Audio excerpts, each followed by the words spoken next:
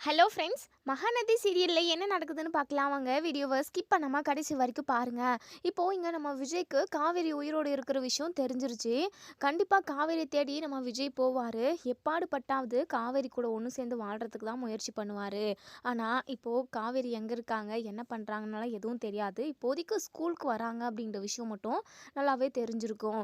ஏன் தாத்தாவும் பாட்டியும் நம்மக்கிட்ட பொய் சொல்லியிருக்கணும், எதுக்காக காவேரியும் என்னையும் பிரிக்கணும்னு நினச்சிருக்கணும்னு சொல்லிட்டு பயங்கரமாக யோசிக்கிறாங்க. அதே சமயம் நம்ம விஜய் வந்து அதாவது குட்டி காவேரி கிட்ட ஃபோட்டோவை காட்டி இதான் உங்களோட கிளாஸ் டீச்சரான்னு கேட்கவும், இவங்க தான் என்னுடைய கிளாஸ் டீச்சர், பார்க்கறதுக்கு ரொம்ப அழகாக இருக்காங்கல்லப்பா, இவங்கள எனக்கு ரொம்ப ரொம்ப பிடிக்கும். நான் ஸ்கூலுக்கு போகிறப்பெல்லாம் நான் அவங்க கூட தான் உட்காந்து சாப்பிடுவேன். எனக்கு ஊட்டியெல்லாம் விடுவாங்க. அவங்க ஏதாவது ஸ்நாக்ஸ் கொண்டு வந்தால் கூட எனக்கு கொடுப்பாங்கப்பா. என்னை திட்டவே மாட்டாங்க. என் கூட அவ்வளோ பிரியமாக பேசுவாங்கப்பா அப்படின்னலாம் நீங்கள் நம்ம குட்டி காவேரி சொல்ல சொல்ல நம்ம விஜய்க்கு அப்படியே ஒரு மாதிரி மெய் சிலிக்குது. இங்கே பாருடா தங்கம் அப்படின்னு சொல்லிட்டு மனசுக்குள்ளேயே சொல்கிறாங்க நம்ம குட்டி காவேரி கிட்ட. இத்தனை நாளாக அம்மாவை பார்க்கணும் பார்க்கணும்னு சொல்லிட்டு என்கிட்ட சொல்லிக்கிட்டே இருப்பில்ல, கடைசி வரைக்கும் காவேரி வரவே மாட்டான்ற விஷயம் எனக்கு தெரியும். ஆனால் உனக்கு தெரியாதுன்றதுனால உன்கிட்ட என்னென்னமோ சொல்லி நான் சமாளிச்சுக்கிட்டு இருப்பேன். ஆனால் காவேரி உயிரோடு தான் இருக்கா, உன் அம்மா உயிரோடு தான் இருக்கா. கண்டிப்பாக கூடிய சீக்கிரமே உன் முன்னாடி உன் அம்மாவை கொண்டு வந்து நிப்பாட்டுவேன். ஆனால் இப்போவே நீ காவேரி கூட, அதாவது உன் அம்மா கூட தான் இருக்க. ஆனால் உனக்கு உன் அம்மா அதுதான்னு சொல்லிட்டு தெரியல, அவ்வளோதான். கண்டிப்பாக எல்லா பிரச்சனையும் முடிஞ்சு நான் நீனு அம்மானு சந்தோஷமாக நம்ம வாழ்க்கையை வாழலான தங்கம் அப்படின்னு சொல்லிட்டு நம்ம விஜய் மனசுக்குள்ளேயே நினைக்கிறாங்க.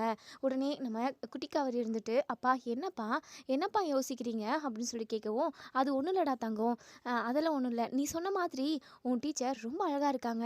கண்டிப்பாக நாளைக்கு நான் அவங்கள பார்த்து பேசியே ஆகணும் அப்படின்னு சொல்லிட்டு சொல்கிறாங்க. உடனே இங்கே நம்ம குட்டி காவேரியுமே, அப்பா நானும் அதுக்காக தான்ப்பா வெயிட் பண்ணிக்கிட்டு இருக்கேன். கண்டிப்பாக நாளைக்கு நான் மிஸ் கிட்ட உங்களை கூட்டிகிட்டு போய் நிப்பாட்டுவேன். நீங்களும் மிஸ் கிட்ட ஸ்வீட்டாக பேசணும். ஏன்னா எங்கள் மிஸ் வந்து ரொம்ப ரொம்ப அன்பா அழகாக சூப்பராக பேசுவாங்க அப்படின்னு சொல்லிட்டு, சரிடா தங்கம் அப்படின்னு சொல்லிட்டு மறுநாள் ஆகுது. இங்கே நம்ம விஜய் ரொம்பவே ஆர்வமாக காவேரியை பார்க்கணும், கண்டிப்பாக இன்றைக்கி காவேரியை பார்த்துடுவோம், அவகிட்ட பேசிடுவோன்ற ஒரு ஆசை, ஆர்வம், ஏக்கம்னு இப்படி எக்கச்சக்கமாக எல்லாமே கலந்த ஒரு உணர்வு பூர்வமான தருணம்னு கூட சொல்லலாம். ரொம்பவே அழகாக டிப்டாப்பாக ரெடி ஆகிக்கிறாரு. அப்பா என்னப்பா என்றைக்கும் இல்லாமல் இன்றைக்கி ரொம்ப நேரம் கண்ணாடி முன்னாடியே நின்றுக்கிட்டு இருக்கீங்க அப்படின்னு சொல்லி கேட்கவும், அது இல்லடா தங்கம், இன்றைக்கி உன்னுடைய கிளாஸ் மிஸ்ஸை நான் மீட் பண்ண போகிறேன். அப்போது நீட்டாக கொஞ்சம் டீசெண்டாக தெரியணும்ல, அம்மாவோட அப்பா இதுதானா, ரொம்ப கெத்தாக இருக்காரே அப்படின்னு சொல்லிட்டு எல்லாரும் சொல்லணும்ல, அதுக்காக தான்டா அப்படின்னு சொல்லிட்டு, அப்பா நீங்கள் சும்மாவே கெத்து தான்ப்பா, இதுக்கு நீங்கள் எதுக்காக ரொம்ப ரிஸ்க் எடுத்து கண்ணாடி முன்னாடியே நின்று அழகை ரசித்து பார்த்துக்கிட்டு இருக்கீங்க. நீங்கள் சாதாரணமாக பார்த்தாவே நீங்கள் சூப்பர் ஹீரோப்பா நீங்கள் அப்படின்னு சொல்லிட்டு, சரி சரி நம்ம கிளம்பலாமா, டைம் ஆகிடுச்சி அப்படின்னு சொல்லிட்டு, சரிங்கப்பா அப்படின்னு சொல்லிட்டு இங்கே நம்ம குட்டி காவேரியும் விஜயும் ரொம்ப நேரம் வந்து கேட்டு முன்னாடியே வெயிட் பண்ணிக்கிட்டு இருக்காங்க. இங்கே பாருடா தங்கம், இன்றைக்கி கண்டிப்பாக உங்கள் மிஸ்ஸை நான் பார்த்தே ஆகணும்.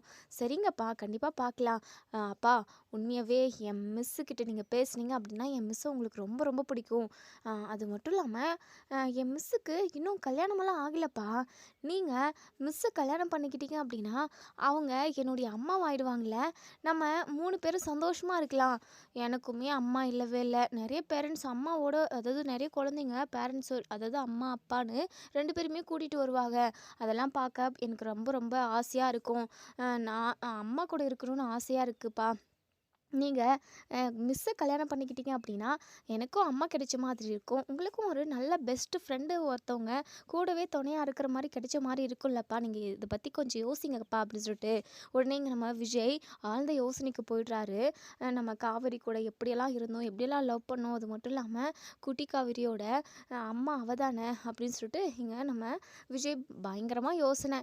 இப்போது அதாவது இங்கே வாட்ச்மேன் வராங்க. என்ன சார் நீங்கள் ரொம்ப நேரமாக நின்றுக்கிட்டு இருக்கீங்க, குழந்தைக்கு டைம் ஆயிடுச்சு, அவ்வளோதான் நாங்கள் கேட்டை க்ளோஸ் பண்ணணும், குழந்தைய உள்ளே விடுங்க அப்படின்னு சொல்லிட்டு உடனே இங்கே நம்ம விஜய் இருந்துட்டு காவேரி மிஸ் இன்னும் வரவே இல்லை அப்படின்னு சொல்லவும், உடனே இங்கே அவங்க ஒரு வேளை லீவ் போட்டிருக்கலாம், இல்லை முன்னாடியே போயிருக்கலாம், என்னென்னு ஒன்றும் தெரியல, நான் வேணா உள்ளே போய் கேட்டுட்டு வரேன் அப்படின்னு சொல்லிட்டு வாட்ச்மேன் போய் கேட்கவும், அவங்க இன்னைக்கு லீவ் அப்படின்னு சொல்கிறாங்க. இப்போ வாட்ச்மேன் வந்து காவேரி கிட்ட, சரி நம்ம விஜய் கிட்ட, அவங்க இன்னைக்கு லீவ் போட்டிருக்காங்களாம், இன்னைக்கு வரமாட்டாங்கன்னு சொல்லிட்டு சொல்லிட்டாங்க, நீங்கள் பாப்பாவை உள்ளே விடுங்க அப்படின்னு சொல்லிட்டு சொல்கிறாங்க, விஜய்க்கு ரொம்பவே ஏமாற்றமாக இருக்குது, எப்படியாவது இன்னைக்கு காவேரியை பார்த்து மீட் பண்ணி பேசிடலாம் அப்படின்னு சொல்லிட்டு ஒரு ஆசையோடு வந்திருப்பாரு நம்ம விஜய். அது எதுவுமே இப்போ நடக்கவே இல்லை. ஏன்னா நம்ம காவேரி யமுனாவை பார்க்கறதுக்காக ஊருக்கு போயிருப்பாங்க. அவங்களுக்கு கை உடஞ்சிருக்கு அப்படின்றதுக்காக சாரதா நம்ம காவேரியை ஸ்கூலுக்கு லீவ் போட வச்சுட்டு இப்போது ஊருக்கு கிளம்பி தான் போய்கிட்டு இருப்பாங்க.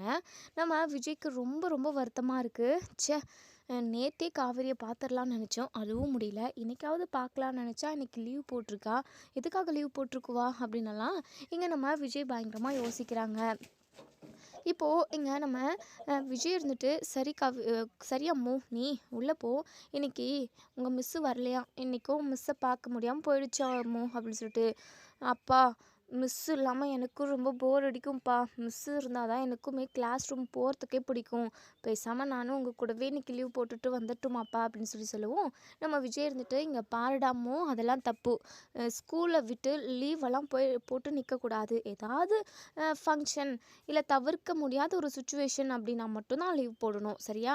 மிஸ்ஸு ஏதோ ஒரு வேலை விஷயமா லீவ் போட்டிருக்காங்க, அதனால் நீ போ, சரியா? இன்றைக்கி மட்டும் கொஞ்சம் அட்ஜஸ்ட் பண்ணிக்கோ, நாளைக்கு மிஸ் வருவாங்கள்ல அப்படின்னு சொல்லிட்டு சமாதானப்படுத்தி நம்ம குட்டி காவேரியை ஸ்கூல் உள்ளே அனுப்பி விடுறாங்க. நம்ம விஜயுமே இப்போது நேராக வீட்டுக்கு தான் போகிறாங்க. வீட்டுக்கு போயிட்டு எங்கள் தாத்தா கிட்ட, தாத்தா உங்ககிட்ட நான் ஒரு முக்கியமான விஷயம் பேசணும் தாத்தா அப்படின்னு சொல்லிட்டு. உடனே இங்கே நம்ம அன்பரசு, ராதானி இவங்க எல்லாருமே வந்துடுறாங்க. உடனே விஜய்கிட்ட என்னப்பா விஷயம் பேசணும் அப்படின்னு சொல்லி கேட்குறாங்க. ஏன் தாத்தா, காவேரி உண்மையாகவே ஆக்சிடெண்ட்டில் இறந்து போயிட்டாளா தாத்தா அப்படின்னு சொல்லி கேட்கவும், இதை கேட்ட எங்கள் தாத்தா நம்ம அன்பரசு, ராதான்னு அப்படியே அதிர்ச்சியில் அப்படியே மூழ்கி போயிடுறாங்க, அப்படியே கலங்கி போயிடுறாங்கன்னு கூட சொல்லலாம். இங்கே நம்ம தாத்தா இருந்துட்டு, என்னப்பா இத்தனை வருஷத்துக்கு அப்புறம் நீ இப்படி ஒரு கேள்வி கேட்குற, உனக்கே தெரியும்லப்பா காவேரி ஆக்சிடெண்ட்டில் ஸ்பாட் அவுட் ஆகிட்டாப்பா அப்படின்னு சொல்லிட்டு சொல்கிறாங்க. உடனே விஜய் பயங்கரமாக முறைக்கிறாங்க, யோசிக்கவும் செய்கிறாங்க. என்ன இவங்க கொஞ்சம் கூட மனசாட்சி இல்லாமல் பேசுகிறாங்களே அப்படின்னு சொல்லிட்டு. தாத்தா இருந்துட்டு, ஏன்பா விஜய், ஏன்பா இப்படி கேட்குற அப்படின்னு சொல்லி கேட்குறாங்க. உடனே அந்த டாக்டர் கிட்ட பேசிக்கிட்டு இருக்கப்போ நம்ம காவேரி கிராஸ் ஆகி போனாங்க இல்லையா, அந்த வீடியோவை இங்கே நம்ம தாத்தா கிட்ட காட்டுறாங்க. தாத்தா அதை பார்த்துட்டு அப்படியே பயங்கரமாக ஷாக் ஆகும். உடனே விஜய் இருந்துட்டு, என்ன தாத்தா, இது யார் தாத்தா அப்படின்னு சொல்லி கேட்குறாங்க. என்னப்பா விஜய், இது யாருப்பா, என்ன தாத்தா உங்களுக்கு தெரியலையா, யாருன்னு என்கிட்ட கேட்குறீங்க அப்படின்னு சொல்லிட்டு கேட்கவும், உடனே இங்கே நம்ம அன்பரசு நினைக்கிறாங்க, போச்சு முடிஞ்சு, நம்ம கண்ணில் அந்த காவேரி பட்ட மாதிரி இப்போது விஜய் கண்ணிலையும் பட்டு தொலைச்சிட்டா போல, ஏதோ ஸ்கூல் மாதிரியே இருக்கே, ஏன்பா விஜய் ஸ்கூல் மாதிரி இருக்குது அப்படின்னு சொல்லி கேட்கவும், ஆமாம் சித்தப்பா, இது ஸ்கூல் தான், ஸ்கூலில் தான் காவேரி டீச்சராக ஒர்க் பண்ணுறா, அதுவும் அம்மு படிக்கிற அதே ஸ்கூலில் தான் அப்படின்னு சொல்லிட்டு. இதை கேட்ட எல்லாருமே பயங்கர அதிர்ச்சி ஆகுறாங்க. உடனே ராதா இருந்துட்டு பயங்கரமாக டென்ஷன் ஆகுறாங்க. ஐயோ, இந்த விஷயம் விஜய்க்கு தெரிஞ்சிடுச்சு, காவேரியை தேடி போகணும் அப்படின்னு சொல்லிட்டு நினைப்பானே, கண்டிப்பாக இவன் காவேரியை விட்டு இனிமேல் பிரிஞ்சு இருக்கவே மாட்டானே, இதனால் அந்த பசுபதியால் ஏதாவது குழந்தைக்கும் விஜய்க்கும் பிரச்சனை வந்தால் என்ன பண்ணுறது அப்படின்னு சொல்லிட்டு ரொம்பவே பதட்டப்படுறாங்க. உடனே நம்ம விஜய் இருந்துட்டு, அப்போது காவேரி உயிரோடு தான் இருந்திருக்கா, நீங்கள் எல்லாருமா சேர்ந்து என்கிட்ட பொய் சொல்லிட்டீங்க அப்படி தானே, ஏன் தாத்தா, எப்படி தாத்தா உங்களுக்கு மனசு வந்துச்சு இப்படி என்கிட்ட பொய் சொல்கிறதுக்கு அப்படின்னு சொல்லிட்டு இங்கே நம்ம விஜய் கேட்கவும், உடனே தாத்தா இருந்துட்டு, அது வந்துப்பா விஜய், அது வந்துப்பா, போதும் நிறுத்துங்க தாத்தா, நீங்கள் நிறைய என்கிட்ட எதுவும் பேச வேண்டாம், நான் கேட்குற கேள்விக்கு மட்டும் நீங்கள் பதில் சொல்லிட்டீங்க அப்படின்னா எனக்கு போதும். ஏன் தாத்தா, ஏன் என்கிட்ட இருந்து காவேரி பிரிச்சிங்க, அது மட்டும் இல்லாமல் என் அம்மா இல்லாமல் அவள் வளரணும்னு அவளுக்கு ஏதாவது தலையெழுத்தா தாத்தா, அவளை பார்த்து கூட உங்களுக்கு கொஞ்சம் கூட மனசு இறங்கல, ஏன் தாத்தா இப்படி பண்ணீங்க, அதுக்கு மட்டும் பதில் சொல்லுங்கள் அப்படின்னு சொல்லிட்டு. இப்போது விஜய் இருந்துட்டு, இல்லைப்பா உங்ககிட்ட இருந்து காவேரி பிரிக்கணுன்றதெல்லாம் எங்களுக்கு ஐடியா கிடையாது, நீ சந்தோஷமாக இருந்தால் தான்ப்பா எங்களுக்குமே சந்தோஷமாக இருக்கும், அப்போ ஏன் தாத்தா என் சந்தோஷத்தை என்கிட்ட இருந்து எதுக்காக அடியோட பிடுங்கி எடுத்தீங்க சொல்லுங்க அப்படின்னு சொல்லிட்டு கோவமாக கேட்குறாங்க. உடனே நம்ம ராதா இருந்துட்டு, அப்பா நீங்கள் இருங்கப்பா, நான் விஜய் கிட்ட பேசுகிறேன், இங்கே பார்ப்பா விஜய், உனக்கே தெரியும் அந்த பசுபதியால் எவ்வளவோ பிரச்சனையை அந்த காவிரி குடும்பம் ஃபேஸ் பண்ணியிருக்கு, நீ அவளை கல்யாணம் பண்ணதுக்கப்புறம் நீயுமே அந்த காவிரி குடும்பத்தினால நிறைய பாதிக்கப்பட்டிருக்க, இப்போது கடைசியில் உன் உயிருக்கே ஆபத்தாகிற மாதிரி மிகப்பெரிய ஆக்சிடெண்ட்டை பண்ணால் அந்த பசுபதி, அதுக்கப்புறமும் எப்படிப்பா நாங்கள் காவிரி கூட உன்னை ஒன்று சேர்த்து வச்சு வாழ வைக்கிறது, அவங்க கூட இருந்தானா உனக்கு உயிருக்கே ஆபத்து வரும்னு தெரிஞ்சுக்கிட்டோம், எப்படிப்பா அதை நாங்கள் பார்த்துக்கிட்டு சும்மா இருக்க முடியும்,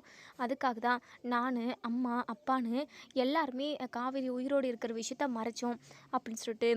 ஏன் சித்தி இப்படி சொல்கிறதுக்கு உங்களுக்கு கொஞ்சம் கூட மனசு கூசவே இல்லையா? எதுக்காக இப்படி மனசாட்சியே இல்லாமல் பேசுகிறீங்க? ஒரு வேளை காவேரி உங்களுக்கு பிறந்த பொண்ணாக இருந்திருந்தா உங்கள் பொண்ணுக்கு இப்படி ஒரு துரோகத்தை பண்ணுவீங்களா நீங்கள் அப்படின்னு சொல்லிட்டு கேட்கவும் நம்ம ராதா அப்படியே வாயடிச்சு போகிறாங்க. எதுவுமே பேசாமல் சைலண்ட்டாக நிற்கிறாங்க. ஏன் சித்தி எதுவுமே பேச மாட்டேங்கிறீங்க? இங்கே பாருங்க, உங்களுக்கு இல்லை எல்லாருக்குமே தெரியும் காவேரி இல்லாத வாழ்க்கை என்னால் நினச்சி கூட பார்க்க முடியாது அப்படின்னு சொல்லிட்டு. ஏன் இந்த 5 வருஷத்தை நான் ஒவ்வொரு நிமிஷமும் முள்ளு மேலே நடக்கிற மாதிரி தானே என் காலத்தவே ஓட்டிக்கிட்டு இருந்தேன். என் அம்முக்காக தான் நான் இப்போ வரைக்குமே உயிரோடு இருக்கேன்றது உங்கள் எல்லாருக்குமே தெரியும்.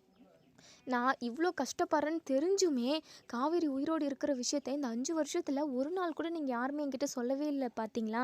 நீங்கள் இவ்வளோ தான் என் மேலே பாசம் வச்சுக்கிட்டு இருக்கிறது அப்படி தானே அப்படின்னு சொல்லிட்டு உடனே இங்கே நம்ம அஹ், இது தாத்தா இருந்துட்டு விஜய் அப்படியெல்லாம் இல்லைப்பா அப்படி தான் தாத்தா அப்படி தான். இங்கே பாருங்கள் தாத்தா, நீங்கள் எனக்கு மிகப்பெரிய நம்பிக்கை துரோகத்தை பண்ணியிருக்கீங்க. தப்பு பண்ணால் கூட தண்டிச்சிடலாம். ஆனால் நீங்கள் எனக்கு பக்கத்துலேயே பெரிய குழியாக நோண்டி அவ்வளோ பெரிய நம்பிக்கை துரோகம் பண்ணி என்னை எப்படியாவது அந்த குழியில் நோக்கி விடணும்னு சொல்லிட்டு தான் இப்படியெல்லாம் பண்ணியிருக்கீங்க. ஏன்பா விஜய் இப்படியெல்லாம் பேசுகிற? அப்படியெல்லாம் நாங்கள் நினைக்கவும் பாப்பா. உன்னுடைய வாழ்க்கை நல்லா இருக்கணும், பிற்காலத்துக்கு நீயும் குழந்தையும் எந்த ஒரு பிரச்சனையும் இல்லாமல் சந்தோஷமாக இருக்கணுன்றதுக்காக தான்ப்பா நாங்கள் இப்படி பண்ணோம். மற்றபடி வேறு எந்த ஒரு உள்நோக்கமும் இல்லைப்பா அப்படின்னு சொல்லிட்டு. தாத்தா போதும் தாத்தா போதும்.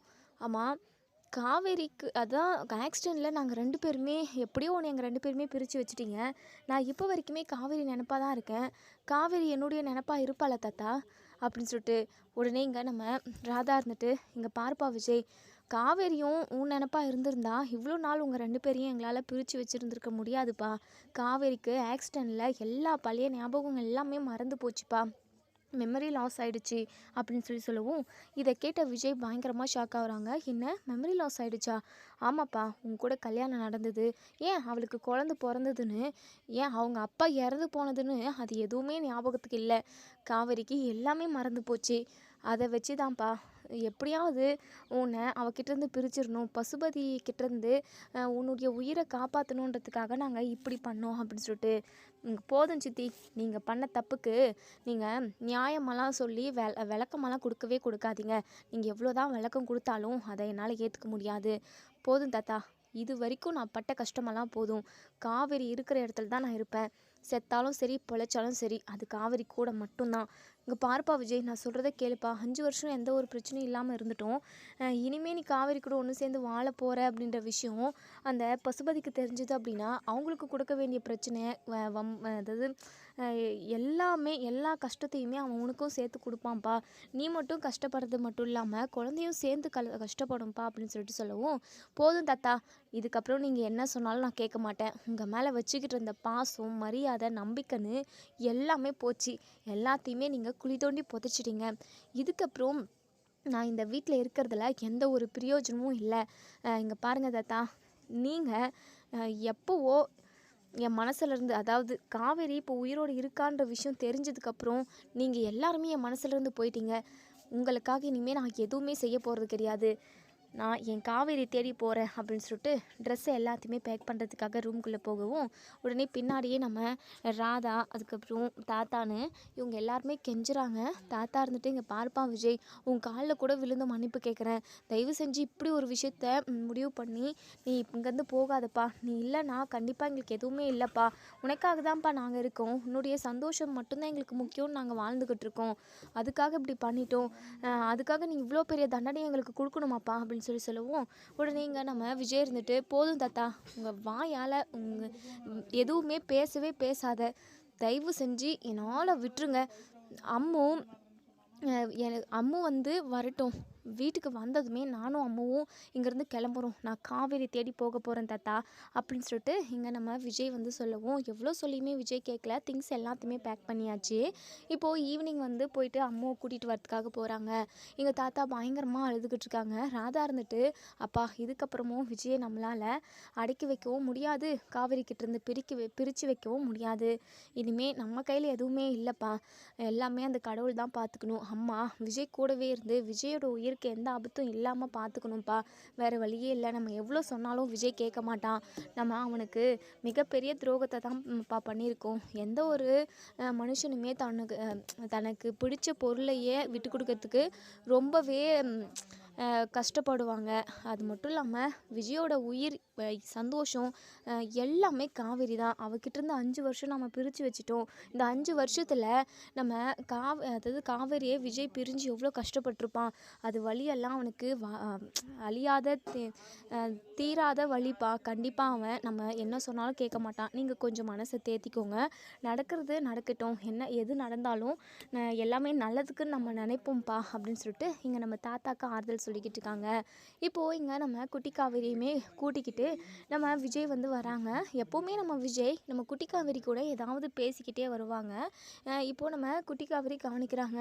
விஜய் ரொம்பவே அப்செட்டாக இருக்கார். நம்ம குட்டி காவேரி விஜய்கிட்ட, ஏன்பா எப்போவுமே என்கிட்ட ஏதாவது பேசிக்கிட்டே வருவீங்க, ஏதாவது வேணுமான்னு சொல்லி கேட்பீங்க, இப்போ என்னடானா ஏதோ யோசிச்சுக்கிட்டே வரீங்க, ஏன்பா என் கூட பேச மாட்டீங்களா அப்படின்னு சொல்லிட்டு.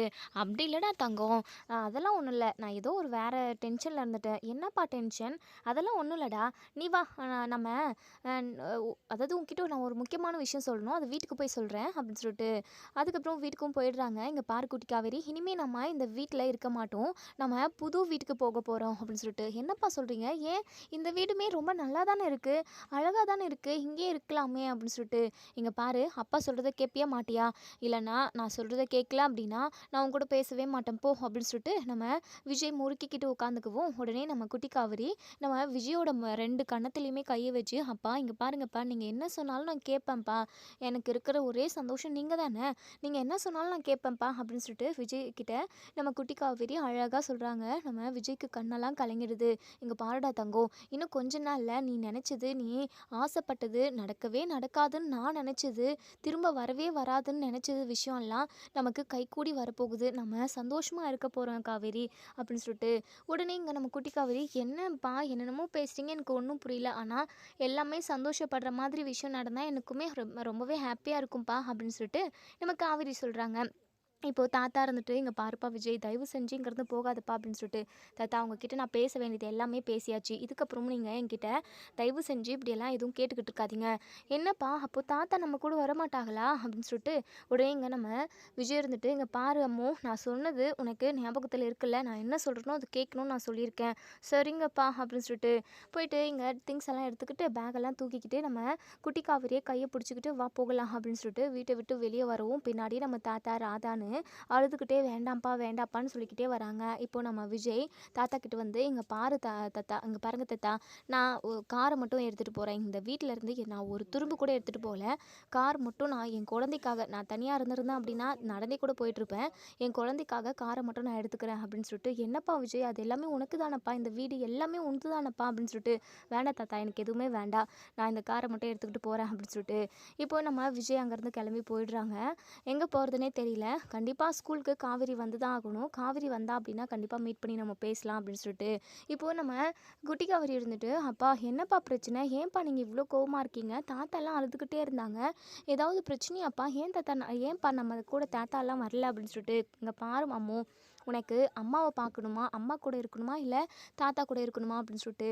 உடனே நம்ம குட்டி காவேரி இருந்துட்டு, அப்பா தாத்தா கூட நான் ரொம்ப நாள் இருந்துட்டேன், அம்மா கூட தான் இது வரைக்கும் நான் இருந்ததே இல்லை, அம்மாவை பார்க்கணும், அம்மா கூட இருக்கணும்னு சொல்லிட்டு எனக்குமே ஆசையாக இருக்குப்பா அப்படின்னு சொல்லுவோம். அப்போது நான் சொல்கிறத கேளு, இன்னும் கொஞ்ச நாளில் நான் உன்னை அம்மா கிட்டக்கு கூட்டிகிட்டு போகிறேன், அம்மா வெளியூர்லேருந்து இப்போ ஊருக்கு வந்துட்டாங்க, இப்போ நம்ம அங்கே தான் போக போகிறோம், இன்னும் ஒரு 1 வீக்கில் இல்லை ஏன் ஒரு நாள் 2 நாளில் கூட கண்டிப்பாக நான் உனக்கு அம்மாவை யாருன்னு சொல்லிட்டு நான் உன்னை கூட்டிகிட்டு போய் காட்டிடுவேன் அப்படின்னு சொல்லிட்டு. இதை கேட்டு நம்ம குட்டி காவேரி பயங்கர சந்தோஷமா, அப்பா ரொம்ப ஹாப்பியாக இருக்கேன்ப்பா, எனக்கு இது போதும்ப்பா, நான் அம்மாவை பார்க்க போகிறேனே ஜாலி அப்படின்னு சொல்லிட்டு நம்ம குட்டி காவேரி அவ்வளோ ஒரு சந்தோஷமாக வராங்க. இப்போது குட்டி காவேரி சந்தோஷமாக இருக்கிறது எல்லாத்தையுமே நம்ம விஜய் கவனிச்சுக்கிட்டே வராங்க. புள்ள முகத்தில் எவ்வளோ ஒரு சந்தோஷம், தன்னோட அம்மாவை பார்க்க போகிறோன்னு சொல்லிட்டு. 5 வயசுக்கு அப்புறம் தான் தன்னோட அம்மாவை பார்க்கணுன்னு இவளுக்கு தலையில் எழுதி வச்சிருக்கு போல அப்படின்னு சொல்லிட்டு மனசுக்குள்ளேயே நினைக்கிறாங்க இங்கே நம்ம விஜய். அதுக்கப்புறம் அது பக்கத்துலேயே அந்த தெருவுலேயே ஒரு வீடு பார்த்து அங்கேயே ஸ்டே பண்ணுறாங்க நம்ம விஜயும் குட்டி காவேரியும். மறுநாள் நம்ம விஜயும் குட்டி காவேரியும் ஸ்கூல் கிளம்பி வந்தாச்சு. இன்றைக்கும் நம்ம விஜய் வந்து வெயிட் பண்ணிக்கிட்டு இருக்காரு. காவேரியை பார்த்துருவோம் இன்னைக்கு அப்படின்னு சொல்லிட்டு. காவேரியுமே கரெக்டாக ரெடியாகி கிளம்பி அப்போ தான் கொஞ்சம் லேட்டாகவே வராங்க நம்ம காவேரி. இப்போது இங்கே காவேரி வந்ததுமே இங்கே நம்ம விஜய் அப்படியே அப்படியே ஒரு மாதிரி அதிர்ச்சியில் பயங்கரமாக மெய் மறந்து போய் நம்ம காவேரி அப்படியே ரசித்து பார்த்துக்கிட்டு இருக்காங்க. எவ்வளோ நாளாச்சு காவேரியை பார்த்து அப்படின்னு சொல்லிட்டு. காவேரி வந்து நிற்கிறாங்க. விஜயை பார்த்ததுமே வாங்க வாங்க, ஏன் அம்மு உன் அப்பாவை வெளியவே நிப்பாட்டி வச்சிருக்க அப்படின்னு சொல்லிட்டு. மிஸ், அப்பா தான் உங்களை பார்க்கணுன்னு ஆசைப்பட்டாரு, அதனால தான் அப்பா வெளியவே வெயிட் பண்ணிக்கிட்டு இருக்காரு. அது மட்டும் இல்லாமல் நேற்று நீங்கள் ஸ்கூலுக்கு வரல, அப்பாவுமே ரொம்ப நேரம் வெயிட் பண்ணி பார்த்துட்டு கிளம்பிட்டாரு. இப்போ தான் நீங்கள் வந்தீங்க. ஏன் மிஸ் நேற்று வரல? நீங்கள் வராமல் எனக்கு கிளாஸ் ரூமில் ரொம்ப போர் அடிச்சுது தெரியுமா அப்படின்னு சொல்லிட்டு நம்ம குட்டி காவேரி சொல்லவும், உடனே நம்ம காவேரி இருந்துட்டு, அம்மோ சரி சரி, நான் எனக்கு ஒரு சின்ன ஒரு வேலை இருந்தது, அதை முடிச்சுட்டு நான் இன்றைக்கி தான் வந்தேன், சாரி.